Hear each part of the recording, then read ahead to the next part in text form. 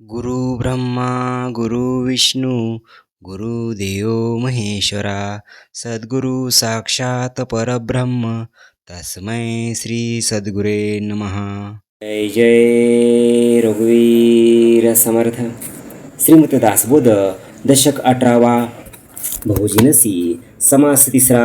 निष्पृह शिकवण निरूपण नाम. श्रीराम समर्थ. दुर्लभ शरीरी दुर्लभ आयुष्य याचा करू नये नाश.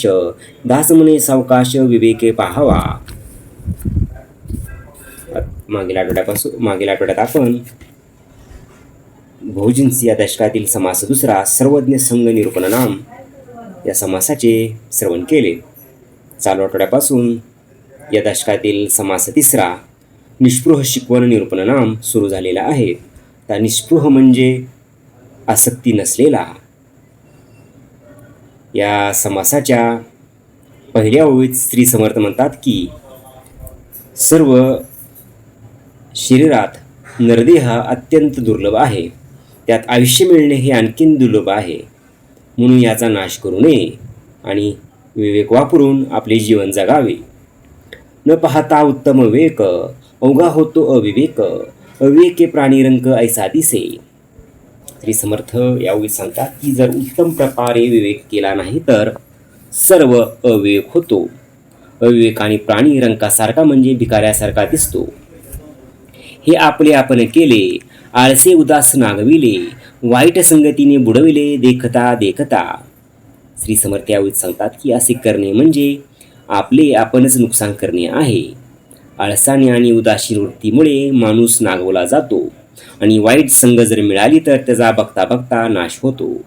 मूर्खपणाचा अभ्यास झाला. भाष्कळपणे घातला घाला. काम चांडाळा उठिला तरुणपणी. श्री समर्थ यावेळी सांगतात की मूर्खपणा अंगवळणी पडतो. त्यातच स्वच्छंदपणाने हल्ला चढवला आणि त्यात तरुणपणी कामविकाररूपी चांडाळ बडावला तर काय होणार. मूर्ख आळसी आणि तरुणा सर्वाविषयी दैन्यवाना.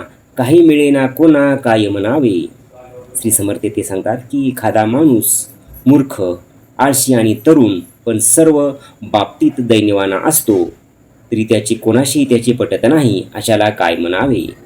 जे जे पाहिले ते ते नाही. जे जे पाहिजे ते ते नाही.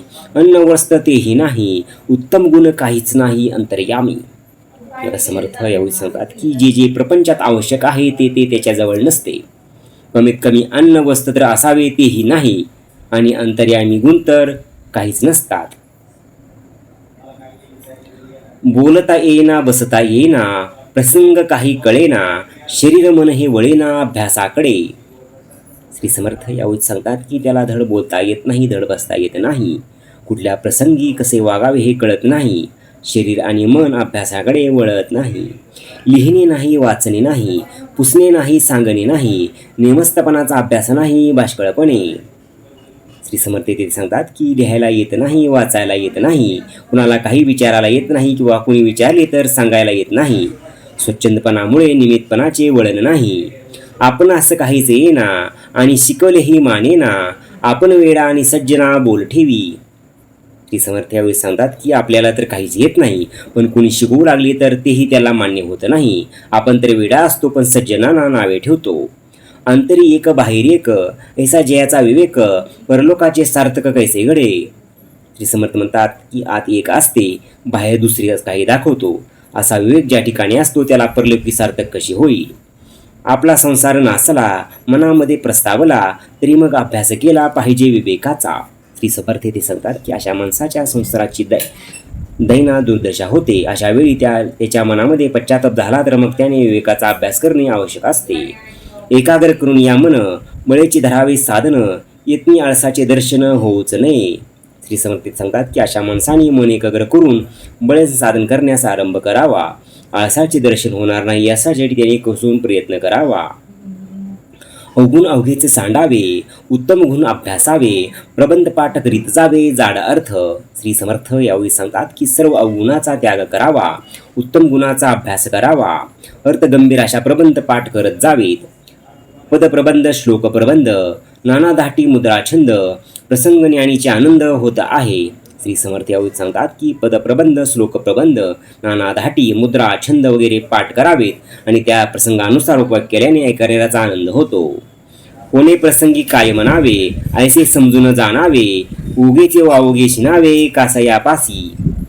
श्री समर्थ म्हणतात की कुठल्या प्रसंगी काय म्हणावे हे नीट समजून जाणून घ्यावे आणि त्याप्रमाणे करावे, अन्यथा उगीच व्यर्थ शिरण्यात काय अर्थ आहे.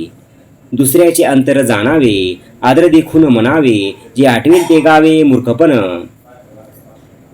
श्री समर्थ सांगतात की दुसऱ्याचे मनोगत जाणून घ्यावे, आपल्या म्हणण्याविषयी आदर आहे की नाही हे पाहून आदर नसेल तर आदर असेल तरच म्हणावे आणि उगीच जे आठवेल ते कोणाला न सांगता गाणे हे मूर्खपणाचे आहे. जयाची जैसी उपासना तिची गावी चुकावेना रागज्ञाना ताळज्ञाना अभ्यासावे. श्री समर्थ ते सांगतात की ज्याची जी उपासना असेल त्या देवतेसंबंधीची गावे ते चूक करू नये, रागज्ञान तालज्ञान याचा अभ्यास करावा. साहित्य संगीत प्रसंगमाने करावी कथेची घमशाने अर्थांतर श्रवण मनने काढीत जावी. श्री समर्थ म्हणतात की साहित्य संगीत याचा प्रसंगानुसार मेळ धाडून धडाक्याने कथेची लेलूट करावी, वारंवार श्रवण करून अर्थांतर काढत जावे. पाठ उदंडचीच असावे, सर्व काळ उजळीत जावे, सांगितल्या गोष्टीचे असावे स्मरण अंतरी. श्री समर्थ म्हणतात की पाठांतर भरपूर असावे आणि वारंवार त्याची पडताळणी करून घ्यावी. आपण काय सांगितले याचे अंतरात स्मरण असावे. अखंड एकांत सेवावा, ग्रंथ मात्र धांडोळावा, प्रचित येईल तो घ्यावा अर्थमणी. श्री समर्थ शेवटी सांगतात की अखंड एकांत सेवावा आणि सद्ग्रंथाचा सखोल अभ्यास करावा, ज्याचा अनुभव येईल तोच अर्थ मनात निश्चित करावा. इति श्रीदासबोधे गुरु शिष्य संवादे निष्पृह शिकवण निरूपण नाम समास तिसरा. जय जय रघुवीर.